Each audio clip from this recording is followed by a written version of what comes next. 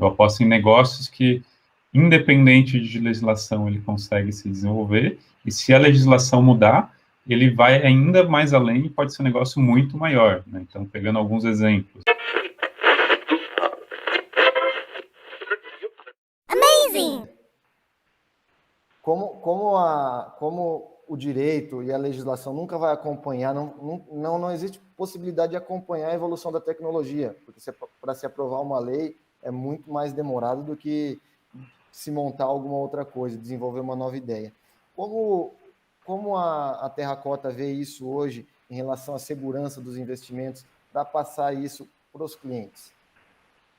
Acho que o principal, né, é você não entrar em um negócio que, para dar certo, ele depende de uma mudança de legislação, né? Eu não parto dessa premissa e não aposto nesse tipo de negócio.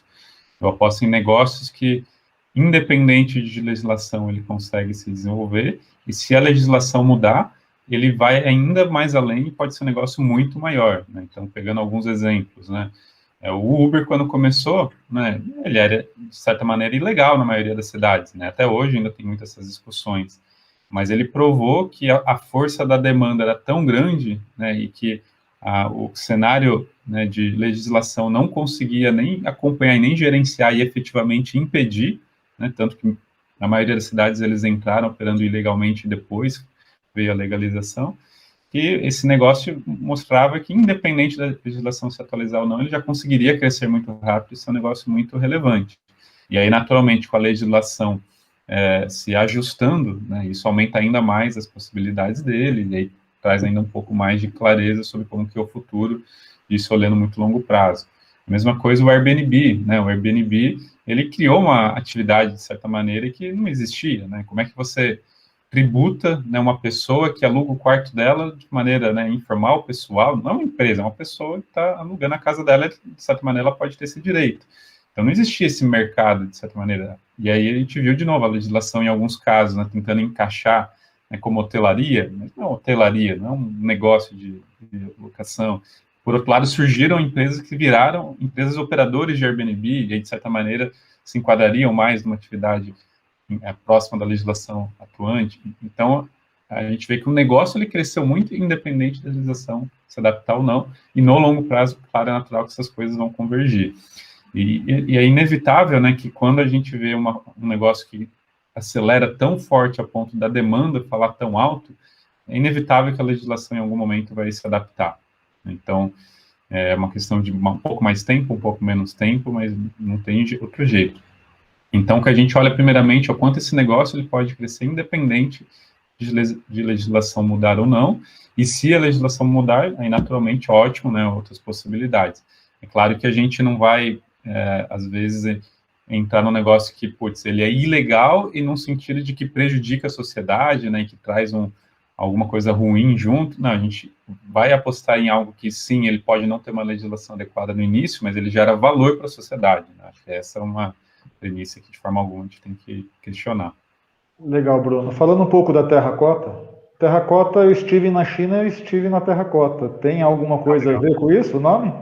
Tem toda a ver. A nossa inspiração, né? Os guerreiros de terracota são um símbolo milenar que representam aí o exército do imperador Xian, que foi o primeiro imperador a unificar a China, e é um símbolo, né, de resiliência, é um símbolo de espírito de batalha, de luta, de união, de capacidade, né, de conquistas, de construir legados e perpetuidade. E para a gente isso representa duas coisas, né? De um lado, né, os guerreiros de terracota representam o espírito empreendedor, desenvolver negócio, vocês sabem, não é fácil, né? Você encontra muitas barreiras pelo caminho. Desenvolver um negócio, né, de alto crescimento é ainda mais desafiador. Então, a gente vê muito a simbologia com o que a gente espera de bons empreendedores. E, ao mesmo tempo, né, o elemento terracota, o elemento terra, né, a base de tudo no nosso setor, então, um elemento moldável que dá origem a todas as coisas e que aí se conecta com o setor que a gente escolheu atuar e que estamos tentando aí transformar. Legal. Eu vi recentemente uma matéria de vocês na Exame falando sobre uma grande captação, que grandes construtoras estavam envolvidas nesses investimentos, na qual vocês são os responsáveis aí para buscar essas soluções. Esse mercado, para quem quer investir, é restrito aos grandes ou não? Ou hoje a Terracota atua em todos os braços, aí em todos os níveis de investidores que queiram trabalhar nisso? Legal. Naturalmente, né, o projeto que a gente está desenvolvendo é um projeto que demanda recursos, então a gente pretende investir até 100 milhões ao longo dos próximos 4 anos, para poder efetivamente participar dos melhores negócios e esses negócios terem combustível para acelerar seu crescimento. Então, a gente tem um cenário onde hoje, né, é um projeto mais restrito a investidores que são qualificados, né, que têm naturalmente maior disponibilidade de capital, mas acho que uma surpresa que a gente teve nesse início de jornada foi que dos nossos 15, 16 investidores, a maioria são investidores regionais, né? Então, a gente tem grandes investidores como Cirela, como Gerdau, que naturalmente tem uma capacidade financeira muito ampla, mas tem muitos investidores locais, né? Donos de empresas no interior de São Paulo, em Ribeirão, donos de empresas em Londrina, empresários em Vitória, em Belo Horizonte, que, no geral, entendem, né, que o mundo que a gente está vivendo hoje é cada vez mais digital e que as grandes oportunidades são em empresas de tecnologia e que, naturalmente, né, você começar a olhar para isso como investimento é uma alternativa que você tem que ter no teu portfólio. Mas, no nosso caso, né, além dessa busca do retorno financeiro, são investidores que olham sobre a ótica do mercado, né? Então, por serem muitas vezes ligados ao mercado, ele entende que, pô, é legal eu investir em algo que eu conheço, que eu posso também capturar valor e retroalimentar os outros negócios que eu tenho, né? Então, acho que essa motivação dupla acaba sendo o nosso grande diferencial e que tem atraído investidores de todo o Brasil. E aí, acho que é legal porque, de fato, acho que toda cidade no Brasil que você vai, sei lá, acima de pelo menos 200 mil habitantes, tem, né, empresários locais que têm capacidade financeira, que têm 20, 30 anos de história no mercado e que querem começar a participar e entender esse novo mundo digital que a gente está sendo exposto a cada dia.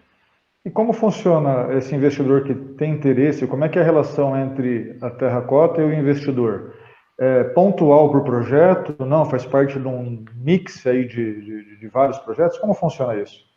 A gente tem sempre a preocupação, né, de buscar garantir sucesso para o investidor.